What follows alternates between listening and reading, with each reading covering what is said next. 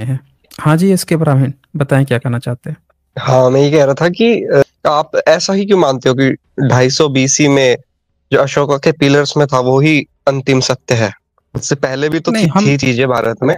तो थी तो सबूत सबूत दिखाइएगा ना, ऐसे ही थोड़े मान लेंगे। तो मतलब जैसे जो सामने पत्ता सबूत दिख होता है, रहा है। जैसे पत्ते की नहीं एक एज होती है, ऐसे इंस्क्रिप्शन। हाँ बोलिए, जैसे बोलिए बोलिए। पत्ते पे हम कुछ लिखते हैं तो उसकी एक एज होती है कि वो 800 से 1000 साल तक जिंदा रह सकता है। पेड़ के मतलब तने पे सबूत नहीं लिखते है हैं तो इसीलिए उसकी मान भी लें। एक। मतलब आप ये कह रहे हैं कि सबूत नहीं है इसीलिए एजप्शन करके अपने आप मान लें, और वो इसलिए क्योंकि तो क्या कुछ लोग आप गप हाँक मानते के हैं कि बैठे हुए हैं। दो पर। एक एक मिनट। आप पता है क्या कह रहे हैं? आप ये कह रहे हैं कि 2200 2300 साल पहले के जो लिखित इंस्क्रिप्शन मिल गए हैं, उस वो उतना ही सच नहीं है, ये भी हो सकता है कि कुछ और हो। तो पहले एक अनुमान आपने किया कि कुछ और हो, ये अनुमान मानिए। दूसरा अनुमान आप क्या कह रहे हैं कि चूंकि आज की डेट में कोई गपोड़ हाँक लिया है, बस उसका सबूत नहीं है इसीलिए मान लो। अब दूसरा अनुमान कि आज जो गपोड़ हाँका है यही गपोड़ उस समय होगा, अब वो दूसरा मान लो। तो ये तो आप खुद इसके ब्राह्मण आप खुद ही अपना मजाक उड़ा रहे हैं फिर यहाँ पे। आप उस तरह से कह रहे हैं कि कोई व्यक्ति यहाँ पे बैठ के स्पाइडरमैन की और सुपरमैन की कहानी बनाया है, और चूंकि उसने स्पाइडरमैन सुपरमैन की कहानी बना रखा है, कह रहा है सबूत नहीं है, तो आपको मानना ही पड़ेगा और यही वाली कहानी मान लो। उस समय ऐसे थोड़े होता है। इतिहास की जब हम बात करते हैं तो जो इतिहास में न आप थे न हम हैं, इतिहास में क्या अवेलेबल एविडेंसेस हैं, उनके आधार पर इतिहास डिफाइन की जाती है। ये नहीं होता है कि आज की डेट में बैठे बैठे कोई सपना देखने लगा, किसी को पागलपन के दौरे आ रहे हैं, वो अपने कुछ ख्याली पुलाव पका रहा है, अब कह रहा है कि एग्जैक्टली यही चीज उस समय हुई होगी। सबूत कुछ नहीं है, बस ये अपना जो है एनेक्डोट लॉजिकल फालसी सोच रहा है, क्योंकि उसको किसी ने कथा सुना दी है तो वो सोच रहा है कि यही चीज हुई होगी और एग्जैक्टली इसी को मान लो। आप ये कह रहे हैं, बोलिए हम आपकी बात मानने को तैयार हैं, कोई भी एविडेंस दीजिए। क्योंकि एविडेंस बहुत तरह के होते हैं ना, लिंग्विस्टिक भी होता है, पूरा तत्व तो होता ही होता है। इसके अलावा समकालीन कोई ट्रेवलर्स देखा हो, समकालीन और भी बहुत सारी सबूत होती है। किसी भी तरह का आप सबूत सबूत देंगे तो आपकी बात बिल्कुल मानी जाएगी। बताइए, बोलिए। तो विश्व के इतिहास में, मतलब जैसे अपने इंडिया इंडिया के इतिहास तक नहीं, विश्व के इतिहास में ये माना जाता है कि एक ग्रुप ऑफ रिलीजन्स है, इंडो यूरोपियन रिलीजन्स, जो इंडिया से लेके और इजिप्ट और ग्रीक तक फॉलो किया जाता था आज से 3-4 हजार साल पहले। जिनके अंदर हम ये गॉड्स देखते हैं, इंद्र और ये सब जो आपको वेदों में बताए जाते हैं, जिनके गॉड्स कॉमन है, ऐसा कहा जाता है ना विश्व के इतिहास में, जो वेस्टर्न रिसर्चर्स हैं वो उनके द्वारा। सबूत दिखाइए, कहाँ पे बताया जाता है, कौन दिखाया है आपको? सबूत बेसिकली मैंने तो ये चैट जीपीटी से देखी थी कि जैसे अपने ये जो इजिप्शियन और ये जो गॉड्स हैं इनमें और अपने चैट वैदिक गॉड्स जीपीटी। में बहुत ज्यादा सिमिलैरिटीज हैं। Chat GPT. हाँ जी। हाँ जी। चैट जीपीटी कहाँ चैट से जी सोर्स उठाता है? वहीं से चैट उठाता है जो उनके जीपीटी। एल्गोरिदम्स है वेस्टर्न। हाँ, तो आपको पता होना चाहिए कि चैट जीपीटी जो इंटरनेट पे कहीं पे भी कोई डेटा पड़ा हुआ है, वहां से वो डेटा उठा लेता है। वो इस बात की फैक्ट चेकिंग नहीं करता कि ये डेटा जेन्यून है कि गलत है, मिसलीडिंग है या क्या है। अगर 1000 लोगों ने 1000 किताबें लिखी हुई है, 50 लोगों ने मिसलीडिंग रखी है, 50 लोगों ने फेक उसमें रखी है, उनका भी डेटा उठा के आपको दिखा देगा। तो इसके लिए जरूरी होता है कि अवेलेबल कौन सा एग्जैक्ट। खबरें तो नेट पे बहुत सारी हैं, कुछ फेक होती है, कुछ सही होती है। यहाँ एविडेंस की बात चल रही है ना। अगर कहीं पे आपको इंद्र मिला है, आपने जातक कथाएं पढ़ी हैं बुद्धिज्म की? हेलो, आपको आवाज आ रही है मेरी? कह रहा हूँ, बुद्धिज्म की जातक कथाएं पढ़ी हैं आपने? नहीं नहीं, मैंने बुद्धिज्म नहीं पढ़ा। हमारा तो तो हिंदू बुद्धिज्म नहीं रिलीजन है पढ़ा। ना, तो उसी में ही ज्यादा पढ़ा आपका देखा है मैंने। हिंदू तो कहाँ, मैं ये कहना आप कहाँ पे, आप 5वीं 6वीं 7वीं सदी में आप कहाँ पे थे? विदेश में रहते थे 7वीं सदी में? नहीं, मुझे क्या पता। तो 7वीं विदेश में ही तो पांचवी रहते छठी होंगे, सदी में क्योंकि अगर 7वीं सदी यहाँ में, पर। क्योंकि 7वीं सदी में भारत में तो कई सारे लोग आए थे, जैसे वेन सॉन्ग आए थे। उन्होंने भारत में 100 से ज्यादा जगहों का घूम घूम के जिक्र किया। वहां तो कोई भारत में हिंदू रिलीजन नहीं मिला। तो हो सकता है कि आप उस समय कहीं विदेश में रहे होंगे, इसीलिए उनको नहीं मिला होगा। ये भी तो हो सकता है नहीं ना। नहीं, हिंदू एज ए रिलीजन, मतलब जो प्रैक्टिस थी वो तो चली रही थी। आप नाम से थोड़ी कह सकते हो कहाँ कि वो पे? प्रैक्टिस नहीं थी। नहीं, कहाँ पे थी? कोई तो सबूत तो फिर होगा ना। आपका बुद्धिज्म खत्म कैसे हो गया? इतना अच्छा रिलीजन नहीं था नहीं, तो। एक मिनट। आपके हिंदू होने या बुद्धिज्म खत्म होने से क्या रिलेशन है भाई? आपको हमने ये पूछा कि भारत में 7वीं सदी में भारत में वेन सॉन्ग आए थे, चौथी 5वीं सदी में फाहियान आए थे, 7वीं सदी में इत्सिंग आए थे, मेगस्थनीज भी आए थे ईसा से 310 साल पहले। आपको आपके हिंदू धर्म भारत में दिखा नहीं, और इन लोगों को नालंदा विश्वविद्यालय दिख गया, तरह तरह के विश्वविद्यालय दिख गए, सब में पढ़ लिख के गए, एक एक जगह का जिक्र करके गए। आपका हिंदू धर्म उनको नहीं दिखा। तो हो सकता है कि उस समय आप विदेश में रहते होंगे। आप ही तो बता रहे हैं कि आपका चैट जीपीटी बता रहा है कि आपके देवी देवता विदेश में रहते थे। तो हो सकता है आप वहां पे हों, वहां से आप 7वीं सदी के बाद आए हों, क्योंकि इन लोगों को नहीं दिखा। तो आपका जो ये क्वेश्चन है ना कि बुद्धिज्म कैसे खत्म हुआ, तो आप ये कहना चाह रहे हैं कि बुद्धिज्म खत्म हुआ उसके बाद से आप आ गए। इसका तो ये मतलब निकल रहा है कि जब बुद्धिज्म 12वीं 13वीं सदी में जब उसके विश्वविद्यालय जला दिए गए, तो कहीं आप ही आके जला दिए फिर, यही आप कहना चाह रहे हैं। आपका अगर पैरेलल में धर्म था, आपका हिंदू, तो आप हमें कोई भी एक सिंगल एविडेंस दिखा दीजिए कि आपका कोई हिंदू का सबूत मिला हो, बताइए। हाँ जी, तो ये ऐसा अशोका के इंस्क्रिप्शंस में ब्राह्मण्स का मेंशन है ना, ये तो कहाँ बताया जाता है कहाँ मेंशन है ब्राह्मण्स का? अशोका के इंस्क्रिप्शंस में। आपने पढ़ा है कहीं पे, बुद्धिस्ट की किताबें पढ़ी है कि उसमें जो ब्राह्मण होते हैं उनका क्या मतलब होता है? बोलिए। बुद्धिज्म में जो ब्राह्मण्स जिनको कहा जाता है उनका क्या मतलब होता है, कभी पढ़ा है आपने? बोलिए। हाँ, बुद्धिज्म में मैंने नहीं पढ़ा। मैंने बताया ना आपको, बुद्धिज्म की मुझे इतनी नॉलेज नहीं है। मुझे बस इतना पता है उसके 4 ट्रूथ्स और तो 8 तो फोल्ड पाथ्स आप के जो बारे में। तो आप तो वही बोल रहे हैं कि जब बुद्धिज्म में ब्राह्मण को आपने नहीं पढ़ा है, तो बुद्धिज्म में वो अपने ब्राह्मण की बात कर रहे हैं, आपकी नहीं बात कर रहे हैं। बुद्धिज्म के जो ब्राह्मण होते हैं उसके लिए उन लोगों ने बड़े अच्छे से डिटेल्स में लिखा हुआ है कि बुद्धिज्म में कौन ब्राह्मण है, कौन ब्राह्मण नहीं है, उसका जिक्र है। जैसे आपको एक क्षत्रिय भी एग्जांपल होते हैं? दिखाता हूँ। नहीं, बुद्धिज्म में छत्रा छत्री नहीं होते। ये बुद्धिज्म में ब्राह्मण एक गुणवाचक शब्द है, वर्ण व्यवस्था नहीं है वो। आपके यहाँ वर्ण व्यवस्था है, आपके यहाँ जाति सूचक शब्द है। बुद्धिज्म में ब्राह्मण शब्द नहीं होता है, बमन शब्द होता है जो एक गुणवाचक है, जो भिक्षुओं की जो अवस्था को, इनलाइटेंड को कहा जाता है। अगर कोई इनलाइटेंड है तो उसको बमन कहा जाता है, और इनलाइटेंड तो मतलब ये बामन ही बोलते हैं हमारे जैसे हरियाणा में भी ब्राह्मण्स को लोग। नहीं, बोलने के लिए तो आप तो अकबर को भी राजा ही बोलते हैं, अब महाराणा प्रताप को भी राजा ही बोलते हैं, तो इसका मतलब दोनों मुस्लिम थोड़े हो जाएंगे? बता दीजिए, दोनों हिंदू थोड़े हो जाएंगे? बोलने के लिए किसी को भी कोई शब्द आप कह ही देंगे, किंग शब्द। किंग आप कहेंगे, अशोका भी किंग थे, फिर कहेंगे कि जो ब्रिटेन का भी किंग था, वहां पे भी क्वीन थी, या भारत में भी किसी महारानी को उठा के कह देंगे ये भी क्वीन है, इसका मतलब दोनों ईसाई थोड़े साबित हो जाएंगे? सबका अपना अलग अलग है ना, गुणवाचक शब्द होते हैं ना। तो बुद्धिज्म में जो बमन है वो बौद्ध भिक्षु है, ऊर्ध्व अवस्था है, इनलाइटेंड को कहा जाता है। यहाँ पे आप यही एक आजकल यही तो एक क्लेम करते हैं हिंदुइज्म वाले भी कि भाई ये नहीं, एनलाइटेंड के लिए हिंदुइज्म ही वाले है। नहीं, इनलाइटेंड वाले वो क्लेम कर रहे हैं ना, लेकिन आपके यहाँ ब्राह्मण तो जन्मजात होता है ना, क्षत्रिय भी जन्मजात होता है। आपके यहाँ जाति है, बुद्धिज्म में जाति नहीं है। जैसे अब ये देखिए ध्यान से, ये वो हैं, वेन सॉन्ग हैं, नालंदा विश्वविद्यालय के स्कॉलर हैं, पेज नंबर 100 याद रखिएगा, ये देख लीजिए ध्यान से, वेन सॉन्ग की भारत यात्रा। अब इसमें आप आ जाइए 9900। अब इसको पढ़िए तो आप क्या लिखा हुआ है, पहला वाला पैराग्राफ इन्होंने अपनी आंखों से देख के या जिक्र कर रहे हैं। पढ़िए, अभी आपको घालमेल पता चलेगी। इस इस स्थान से पढ़ूं?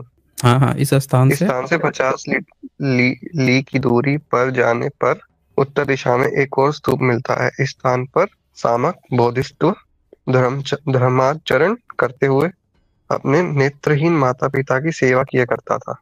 एक दिन जब वह उनके लिए फल लेने गया था, राजा से जो शिकार खेल रहा था उसका सामना हुआ, और अनजानेपन से राजा का एक विशेष विष्णु बाण उसके शरीर में लग गया, परंतु उसका धार्मिक बल ऐसा प्रबल था कि जिससे उसका कुछ भी अनिष्ट नहीं हुआ। देवराज इंद्र उसके धर्माचरण के प्रति करुणा से भरकर कुछ औषधियां लेकर आए, और उन औषधियों के प्रभाव से उसका घाव अच्छा हो गया। अब ये देखिए, हाँ, अब 7वीं सदी में जब भारत में वेन सॉन्ग आता है, नालंदा विश्वविद्यालय का पढ़ा हुआ छात्र है, तो वो गंधार में जब जाता है तो उसको एक स्तूप दिखता है। क्या कहता है, उत्तर दिशा में 85 जने पर एक स्तूप मिला, और वो स्तूप किसका था? तो सामक बोधिसत्व का।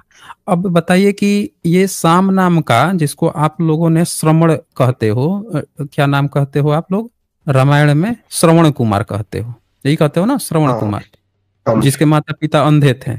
ये हाँ जी। आपने कहानियां देखे कैसे आपने बुद्धिज्म से कॉपी पेस्ट करके अपना हिंदू खड़ा किया है, अभी आपको पता चल जाएगा।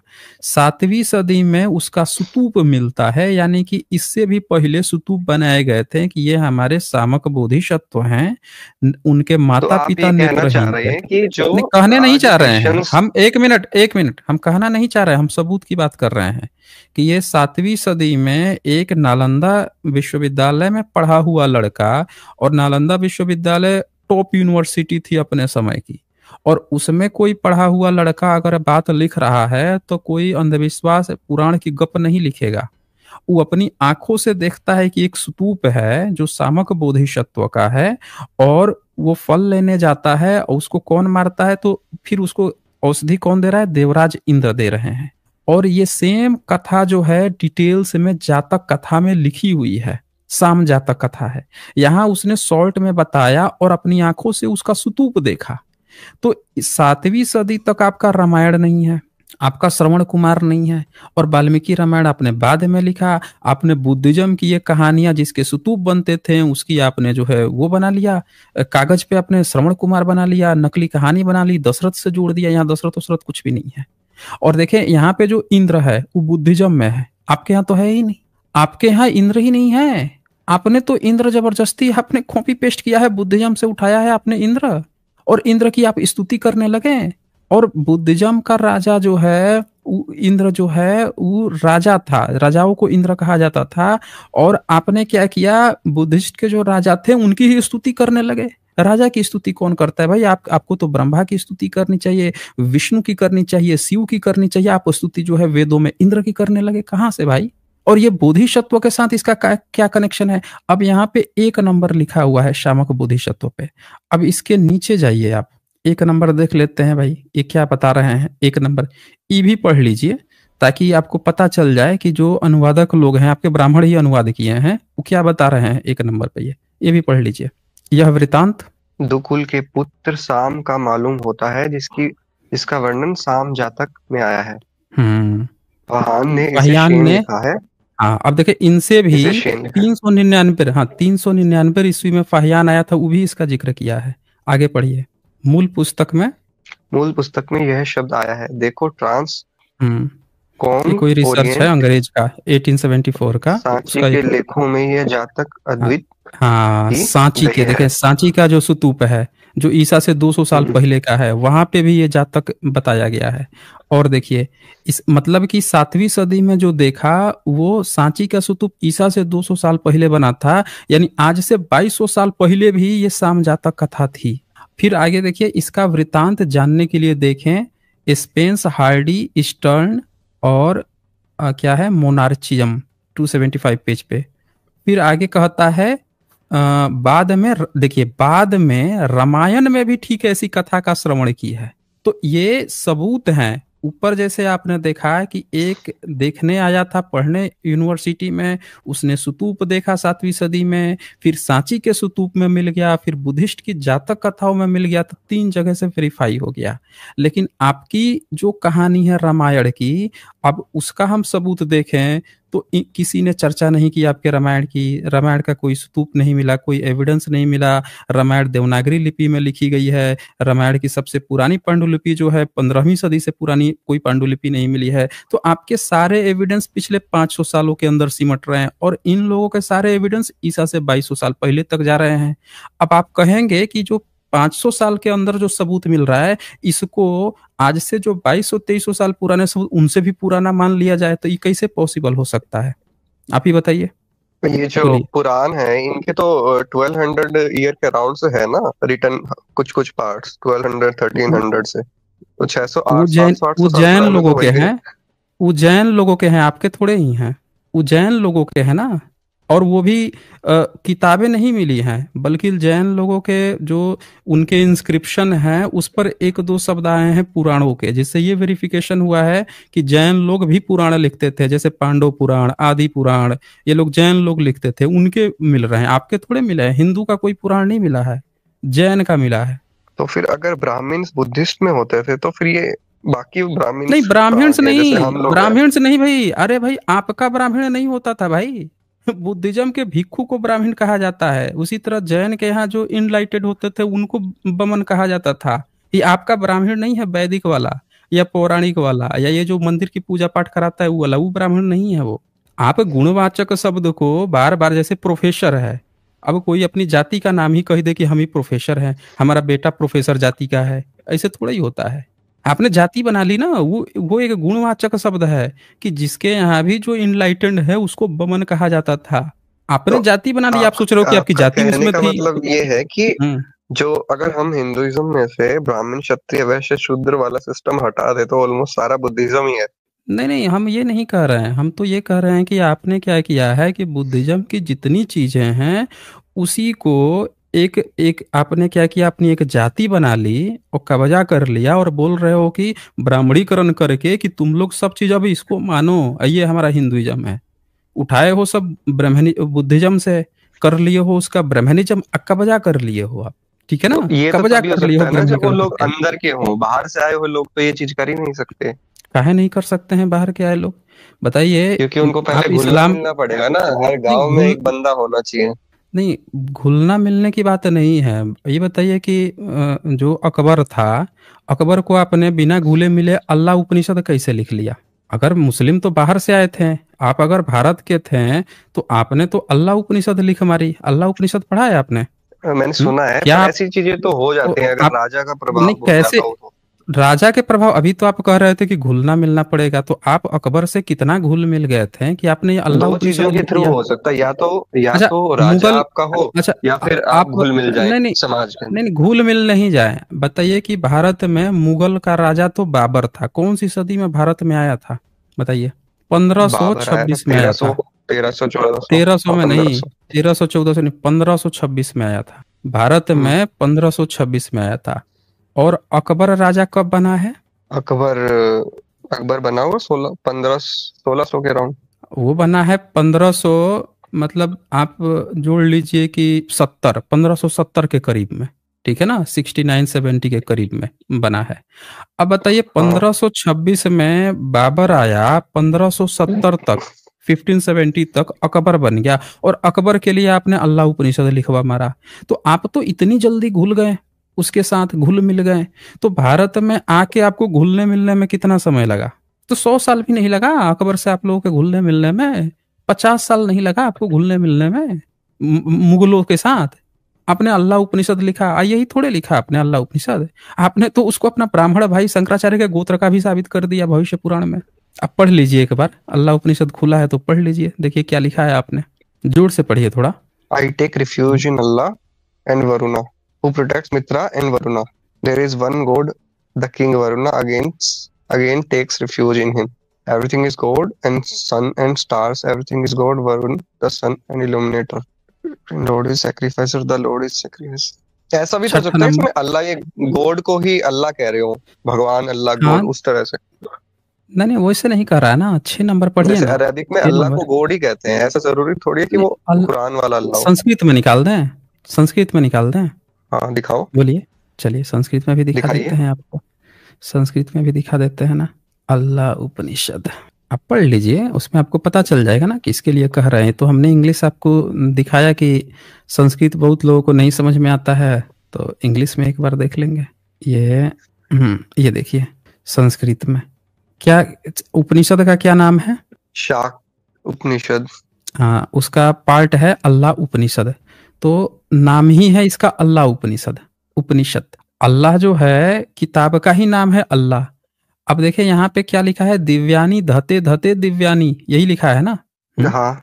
अब ये हाँ जी। नीचे पढ़िए, नीचे पढ़िए, दूसरी लाइन पढ़िए तो। इल्हे वरुणे वरुणो वरुण, हम्म, इल्हे इल्हे वरुण। हाँ, इल्हे इल्हे मतलब क्या होता है? इल्लय जो मतलब है, इसका क्या मतलब होता है? इल्लय कहा जाता है जो अल्लाह जो है उसी को इल्लल्लय कहा जाता है। इल्लल्लय उसी को कहा जा रहा है कि इल्लय वरुणो, वरुण इल्लय, इल्लल्लय वरुण, उसी को कहा जा रहा है। इसीलिए किताब का नाम ही इन्होंने अल्लाह उपनिषद रखा है। तो फिर हाँ, तो नीचे वही आप मैं कह रहा देखिए। हूँ कि जैसे जैसे अगर हाँ उनका बोलिए। मुगलों का राज था, उस टाइम पे भगवान के लिए अल्लाह शब्द ज्यादा उपयोग में आने लग गया हो, ऐसा भी तो हो सकता है। तो ये बताइए कि आप जो है ई काहे लिख देंगे फिर उसमें कि अल्लाह ही सन है और अल्लाह ही इंद्र से भी ऊपर है, सारे ऋषि मुनियों से ऊपर है? दिखा दे क्या? वो भी दिखा दें? पहले इसको देख लीजिए, फिर हम दिखाते हैं ना आपको। वो भी लिख लिया ना आपने? जो आपको डाउट हो रहा है वो सब आपके ऋषि मुनि बहुत तेज थे, जानते थे कि हमारे बच्चों को डाउट हो जाएगा। तो देखें लास्ट में क्या लिखते हैं यहाँ पे, इति अल्लाह उपनिषद समाप्त। समझ रहे हैं? अब मैं आपको दिखाता हम्म। हूँ कि आपके जो ऋषि लोग थे जान गए थे कि हमारा जो बच्चा ब्राह्मण होगा उसको ये डाउट हो जाएगा। वो कहेगा कि नहीं नहीं, वो तो कोई और बात कर रहे थे, आप नहीं समझ पा रहे हैं। तो इसीलिए उन्होंने क्या कर दिया कि बड़े अच्छे से ये पढ़िए। तो 10 नंबर में क्या लिखा? 10 number. Allah is the god of Rishi and all other deities and of the Indra, the first Maya and the Either. अब देखिए आपके वेद का सबसे प्रमुख देवता कौन है? इंद्र। इंद्र है। अब बोल रहा है कि अल्लाह इज दी, समझ रहे ना? किसका डाइटी है? आपके इंद्र का भी है। जो आपका सबसे प्रमुख देवता है उसका भी बॉस इन्होंने अल्लाह को घोषित कर दिया। फिर क्या कहता है? अल्लाह इज ऑफ ऋषिज, बताइए, ऋषिज का भी बॉस बना दिया। एंड ऑल अदर डाइटीज, आपके जितने भी गॉड हैं सबका बॉस बना दिया अल्लाह को इन्होंने। 10 नंबर में लिख तो दिया। आप क्या चाहिए बताइए? तो आपको जो जैसे ये डाउट है ना वो उपनिषद आपके वगैरह ऋषि में कहते मुनियों हैं कि को। जो ब्राह्मण ब्राह्मण बोलिए। को भी तो सर्वोपरि बताया जाता है आज के हिंदुइज्म में। ब्राह्मण को सर्वोपरि बताया जाता है, बाकी हर भगवान उन्हीं से है, सब उन्हीं से, ऐसा कहा जाता है। नहीं वैसा नहीं कहा जाता है, वैसा नहीं कहा जाता है। देखिए आप समझिए ठीक से। जैसे जब कोई बाहर से आक्रमण करता था भारत में, तो वो जानता था कि यहाँ से सबसे बड़ा बॉस कौन होगा? जो यहाँ का राजा होगा, किंग होगा। समझ रहे ना? तो मुस्लिम भी आया हम्म। तो वो भी अपने को राजाधिराज, महाराजाधिराज, ये सब उपाधियां लेते थे। वो भी राजा कहलाते थे कि तो राजा हैं, मुस्लिम राजा हैं, हिंदू राजा हैं। राजा शब्द जो है वो एक गुणवाचक हो गया, वो एडजेक्टिव हो गया, वो धर्म से परे हो गया। उसी तरह से वमन शब्द जो है वो धर्म से परे था, वो एडजेक्टिव है ना, कोई भी धर्म वाला उसको इस्तेमाल कर सकता है। समझ रहे हैं? इसलिए इस्तेमाल कर सकता है क्योंकि गुणवाचक है। कोई भी कह देगा कि ये हमारे धर्म का वमन है, वो कह देगा ये हमारे धर्म का वमन है। जैसे किंग शब्द हो गया कि ये हमारे धर्म का किंग है, वो हमारे धर्म के किंग है, मुस्लिम के हैं चाहे उसके। तो वमन एक गुणवाचक शब्द था, आपने उसको वर्णवाचक, जाति सूचक बना लिया। जैसे अंग्रेजों के समय में कुलकर्णी जो है वो कहा जाता था जो कुछ वसूलते थे लोगों से, टैक्स वैक्स कुछ वसूलते थे। फौजी लोग फौजी का काम करते थे। तो कुछ लोगों ने क्या किया कि अंग्रेजों के समय में जो जिस पेशे में थे उसको अपना सरनेम बना लिया। तो ये अब आप जाके इसका कारण आप लालच कुछ भी तो हो लोग सकता है ना कि भाई अगर अगर हम ब्राह्मण है या पहले फिर हम सुन लीजिए, पूरी पूरी बात सुन लीजिए, पूरी बात सुन लीजिए। तो कुछ लोगों ने क्या कहा, अपना नाम ही फौजी वाला रख लिया। कुछ लोगों ने अपना सरनेम ही कुलकर्णी बना लिया। अब उनका बेटा भले ही टैक्स नहीं वसूल रहा है, गवर्नमेंट में नहीं गया, लेकिन वो बाई डिफॉल्ट सरनेम कुलकर्णी। कुछ लोग फौजी वाला, दारू वाला, बोरा वाला लोग जो हैं अपना सरनेम ही रखने लग गए, वही वाला सरनेम बना लिए। तो जैसे बाप तो अभी चलो फॉरेन उसमें में भी नौकरी होता है ना करता ये था, कि बाप बाप नौकरी स्मिथ, करता था। हाँ बोलिए, बोलिए। जैसे हम फॉरेन में भी देखते हैं ये सेम सिस्टम चलता हम्म। था पुरानी सिविलाइजेशन में। जैसे स्टीव स्मिथ हम सुनते हैं, तो वो स्मिथ का काम करते थे, वो पीछे स्मिथ लगाते हैं। नहीं स्मिथ तो लगाते ये हैं तो वो। पूरी दुनिया में ही चल इस रहा था उस टाइम पे, जो पूरी जो काम करता था पूरी वो पीछे दुनिया में लगाता था। चलता था, पूरी दुनिया में चलता था। लेकिन पूरी दुनिया में ये थोड़े चलता था भाई कि कोई दूसरा राजा आया है उसको आप तो बाहर वही कह रहे हो, उसको तो अपना ब्राह्मण भाई बना लिए हो। और बाकी के जो भारत के लोग हैं उनको आप कह रहे हो कि शूद्र है, इसके कान में शीशा पिघला के डालो, वो भी धर्म ग्रंथ में लिख ले रहे हो। हैं जैसे ये देखिए, आप ही तो कह रहे हो कि ऐसा होता था। तो भाई ऐसा तो कहीं दुनिया में नहीं देखा गया कि किसी दूसरे ने अपने धर्म ग्रंथ में ये सब लिख लिया होगा। भैया हम तो दूसरे जो पढ़े लिखे तो कान में शूद्र हाँ, तो शीशा पिघला के वो डाल दो। बात ही तो मैं कह रहा था कि वो ये हम्म। सब लिखने का तो कारण लालच ही हो सकता है ना, कि हमारे पास से वो उपाधि ना जाए जो हमें एक बार मिल गई है। तो आप ये कहना चाह रहे हैं कि ब्राह्मण जो है लालची थे सब?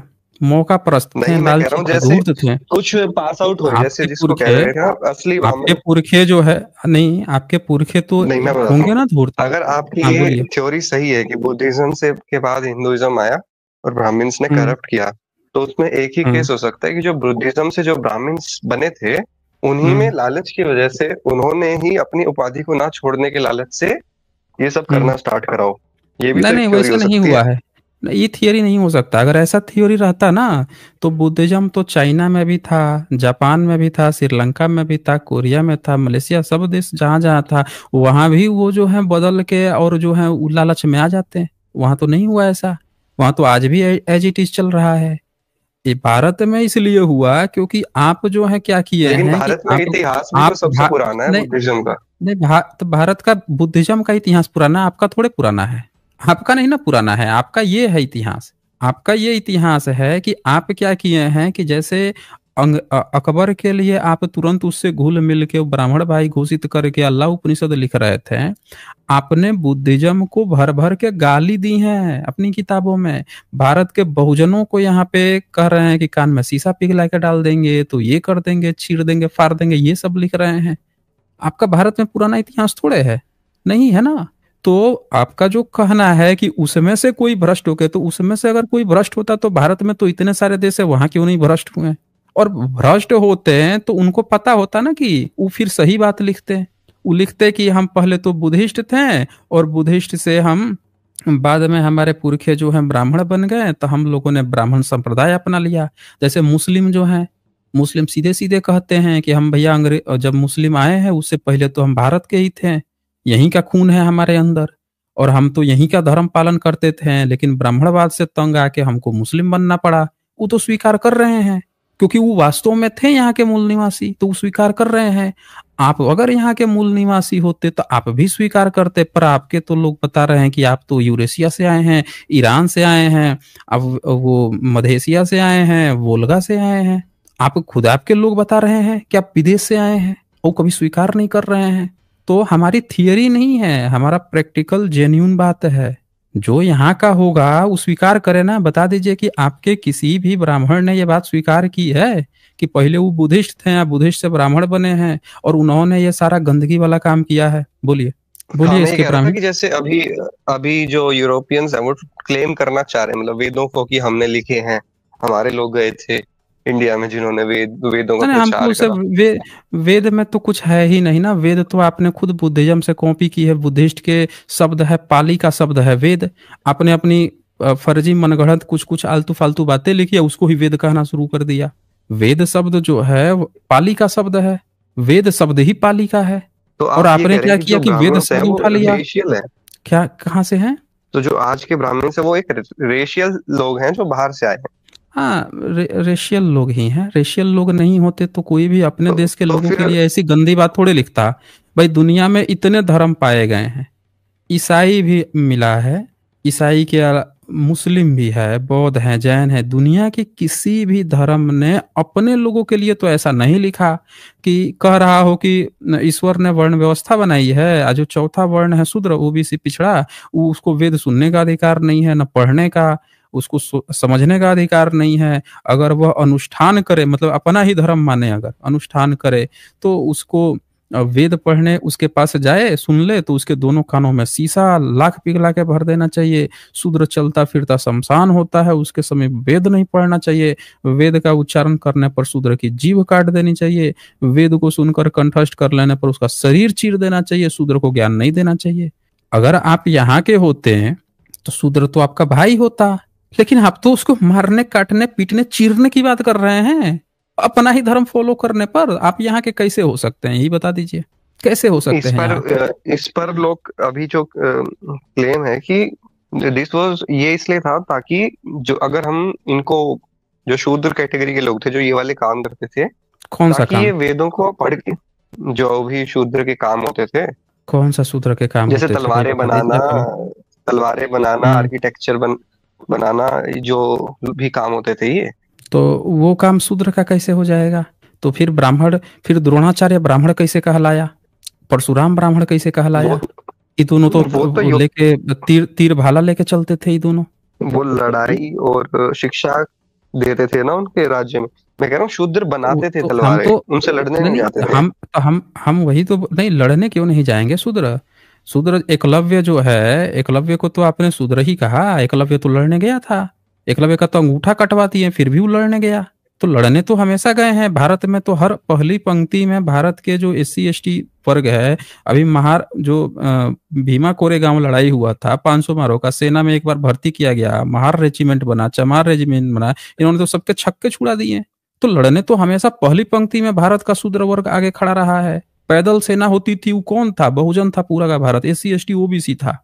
लोग कहने के लिए कि राजपूत सेना, राजपूत सेना, पहली पंक्ति आप पता लगा लीजिए तो भील लोग आगे खड़े थे सबसे पहले सहायता देने वाले। जितने राजपूत रहे हैं बिना भीलों के लड़ाई कर पाए हैं? तो आज भारत वो की भील कोई भी बुद्धिस्ट सेना क्यों नहीं रही है, सारे है, क्रिश्चियन क्यों बन गए?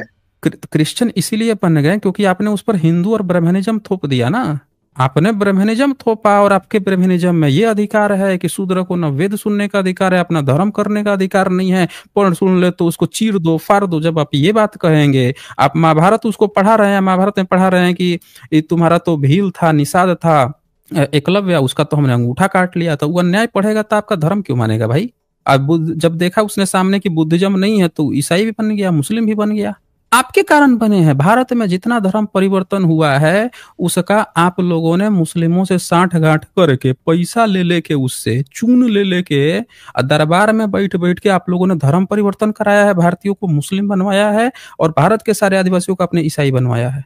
अगर भारत में भारत का बुद्ध धर्म यहाँ पे होता तो कोई धर्म परिवर्तन आज तक नहीं हुआ होता। एक बहुजन कोई अपना धर्म परिवर्तन नहीं करता। ये सब आप लोगों की गलती है। आपने लोगों से धर्म छीना, लोगों को धर्म चाहिए था, लोग धर्म की लालच में गए हैं, दूसरे दूसरे धर्मों में जाके किए हैं। आपने समानता नहीं दी, आपने भेदभाव फैलाया। और आप बात कर रहे हैं शस्त्र की, इस शूद्र की। आपने क्या लिखा?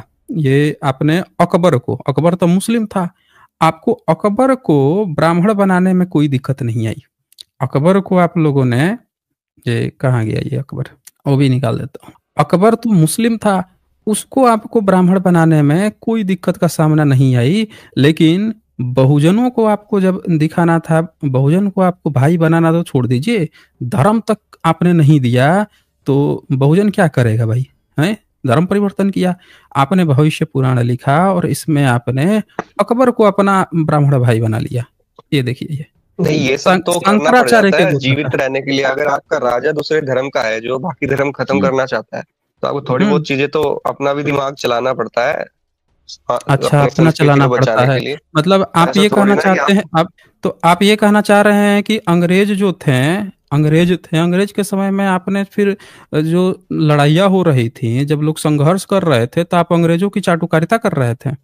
भारत को चाटुकारिता करना हर और हर देश दिमाग। में, हर एक मिनट, हर देश में कोई भी व्यक्ति जब विदेशी आक्रमण करता है तो सब लड़ने जाते थे। सब लोग लड़ने जाते थे कि हमारे देश पर हमला किया। अरे कुत्ता तक उसके गली में आप प्रवेश करेंगे तो भौंकने लगेगा। और आप जो है जाके सहलाने लगते थे, चाटने लगते थे दरबार में बैठ के। और आप कह रहे हैं कि ये दिमाग लगाना पड़ेगा आप इसको। आप एक बार गद्दारी आप को मेरी बात ईमानदारी बता सुनोगे? रहे हैं? सुनूंगा, मैं बिल्कुल मैं ये कह सुनूंगा, रहा हूँ बोलिए कि ना। जैसे एक बार युद्ध होता है, उसका जो हम्म। नतीजा आता है उसके बाद आप थोड़ी कुछ कर सकते हो। आपको थोड़ा समय अपने आप को बचाने में लगाना पड़ेगा ना। उसके बाद थोड़ी साठगांठ नहीं, बनानी पड़ेगी राजा से वो भी, जो भी राजा आया जाए। दुनिया में एक धर्म का नाम बता दो। सबसे ज्यादा लड़ाइयां तो मुस्लिम और ईसाइयों ने की हैं आपस में। क्रूसेड वार छेड़ लिया था दोनों ने। बता दीजिए कौन हाँ, से ईसाई ने अल्लाह के गीत गाए हैं और कौन से मुस्लिम ने ईसा के गीत गाए हैं? यही बता दो आप हमें।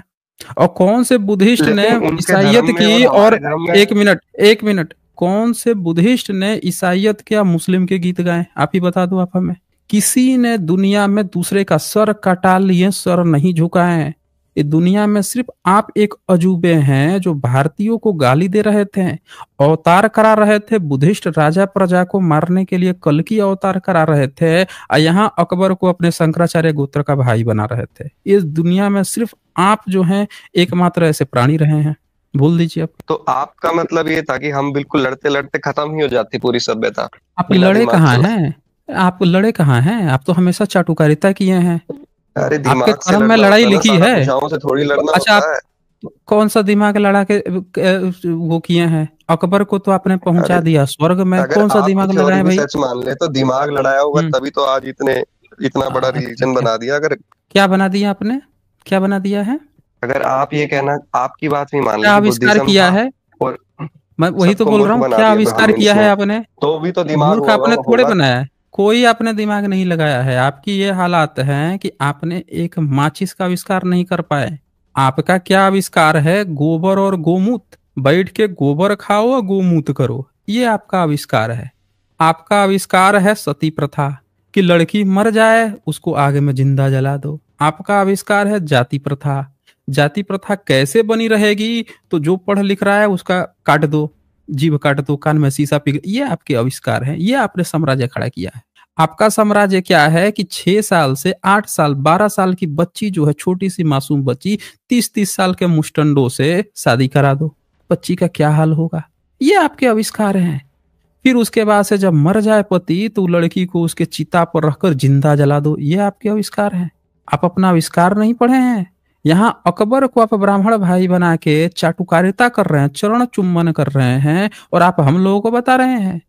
अरे हम लोग वो हैं जो सम्राट अशोक के समय में भी थे, कभी झुके नहीं। यहाँ पे हम लोगों ने इस्लाम नहीं ग्रहण किया, आप जाके वहां बैठ के चरण चुम्बन करके चाट रहे थे। फिर कहे आज हिंदू मुसलमान कर रहे हैं। अल्लाह उपनिषद लिख के बैठे थे, बुद्धिस्ट की तो गाथा आपने कभी नहीं गाई। बुद्ध के लिए तो हमेशा आपके नफरत शब्द रहे हैं। ये वाल्मीकि रामायण लिख रहे हैं, आप बुद्ध को गाली दे रहे हैं। कल की पुराण लिख रहे हैं और बुद्धिस्ट राजा प्रजा को गाली दे रहे हैं। और आप हम लोगों को समझा रहे हैं कि आपके पास दिमाग था। भारत में सारे यूनिवर्सिटी पे कब्जा है आपका। और क्या दिया आपने भारत को? टॉप 200 यूनिवर्सिटी में भारत का एक नेशनल इंस्टीट्यूट नहीं है, इंडियन इंस्टीट्यूट नहीं है, एक टॉप सेंट्रल यूनिवर्सिटी नहीं आ रही है आपकी। ये आप लोगों ने, ये आपकी उपलब्धि है। जबकि बुद्धिज्म ने भारत में नालंदा यूनिवर्सिटी जैसी अंतर्राष्ट्रीय यूनिवर्सिटी थी, और उस टॉप का उसके समय में पूरे वर्ल्ड में कोई ऐसी टॉप यूनिवर्सिटी नहीं थी जो बुद्धिज्म ने अपने समय में दी है। पहला प्रिंटिंग मशीन लोग समझते हैं कि अंग्रेजों ने खोज किया था, उसका भी क्रेडिट बुद्धिज्म को गया है। खगोल शास्त्र का क्रेडिट बुद्धिज्म को है। मैथमेटिक्स का क्रेडिट बुद्धिज्म को गया, क्रेडिट गया है। दुनिया में एजुकेशन में जो बुद्धिज्म ने हासिल किया, और आपने भारत को क्या दिया कि घर में बुद्धिस्ट के महिलाओं से लेकर पुरानी सभ्यता मिल रही है, और हर जगह पे घरों पे वॉशरूम मिल रहे हैं बुद्धिज्म के आर्टिफैक्ट्स में, उनके सभ्यताओं में। और आपने लोगों को क्या सिखाया कि महिला और पुरुष खेत में लोटा लेके जाएंगे हगने के लिए, घर में वॉशरूम मत बनाना, वो खराब हो जाएगा, वास्तु खराब हो जाएगा। और महिला तुम सुबह में जाना या शाम को जाना, रात में जाना। और ये नियम बने, आप दिन में किसी महिला का पेट गड़बड़ हो गया, वो सरेआम मर्दों के सामने जा भी नहीं सकती है, वॉशरूम तक नहीं जा सकती वो। और खेत पूरे गांव के गांव है, खेत में 1 किलोमीटर धूप में दिन लोटा लेके जा रही है दिन में। ये आप लोगों ने सभ्यता दिया है भारत को। बात कर रहे हैं आपके, आप लोगों ने ये कर लिया वो कर लिया। तो चले, बहुत समय दिया मैंने आपको। आप लोग खुद देख लीजिए, ये ब्राह्मण हैं, इनके अंदर इस चीज का कोई रिग्रेट नहीं है कि इन लोगों ने खराब किया। अभी इसमें वो खोज रहे हैं कि हमने तो बहुत कुछ कर लिया, कब्जा कर लिया, हम तो बहुत बड़े बुद्धिमान हैं। तो ट्रू फेस ऑफ ब्राह्मण ये है दोस्तों। हमें, मैं क्या कहता हूँ, बाबा साहब ने क्यों कहा था कि ब्राह्मणिज्म जो है, आप ये कभी एक्सपेक्ट मत कीजिए कि ब्राह्मण सुधरेगा। हमें इनको सुधारने से नहीं मतलब है। इनका ट्रू फेस ये है कि इतनी सारी चीजें आ गई, इन्होंने ये तक एक्सेप्ट कर लिया कि हाँ, हम अकबर की तो उपनिषद लिखते थे, उसकी चाटुकारिता, उसके दरबार में बैठते थे, और उसको ये अपनी विशेषता बता रहे हैं, जबकि ये गद्दारी है। यही कारण है कि आज भी पाकिस्तान को डॉक्यूमेंट्स बेचते हुए ब्राह्मण प्रजाति के कई लड़के पाए गए हैं। समझ रहे हैं? इसको भी कल को ये विशेषता बताएंगे कि पाकिस्तान से तो हमको कुछ फायदा हो रहा था, तो हम दिमाग लगा रहे थे, कुछ बेच ही दे। समझ रहे हैं? ये इनके ट्रू फेसेस है। चले, बहुत समय दिया मैंने आपको। आज बस इतना ही, फिर मिलेंगे हम अगली वीडियो में अगले जानकारी के साथ। तब तक के लिए नमस्कार।